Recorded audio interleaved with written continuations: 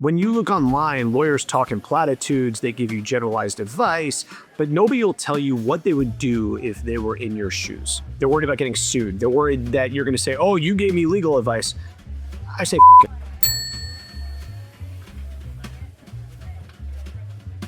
I had a buddy call me, and his daughter was at one of these like ninja programs, right? Like American Ninja Warrior. You have all these gyms that have popped up. His daughter goes and she signs a waiver, or the parents sign a waiver, as you always do. And his daughter's at the ninja camp playing with all the kids, and a metal bar falls off of one of the rigs and hits his daughter in the head. His daughter has a concussion. She has to go to the hospital. And he calls me and says, should I hire a lawyer?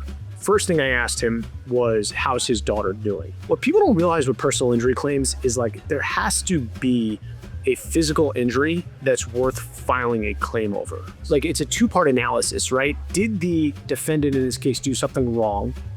And did their wrong cause you harm that is compensable?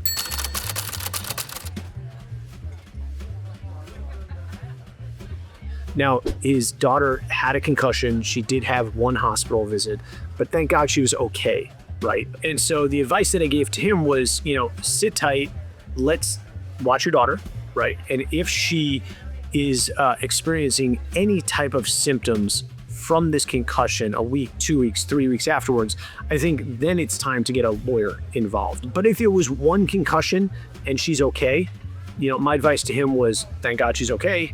Let's move on with our lives. The other piece of this that we discussed was they had signed a waiver with this ninja facility. And he said, does that prevent me from filing a claim? The answer to that is absolutely not, right? You cannot contract around negligence.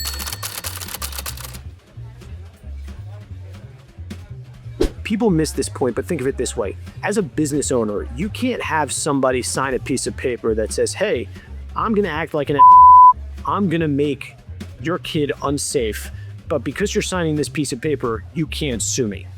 That's against the public interest. It'll never get held up in court. What you're signing a waiver for is like things that would be experienced in the normal course of that activity, right? If his daughter was swinging on the monkey bars and she fell off, right? Well, that's a risk of the activity, right? So the waiver would cover that.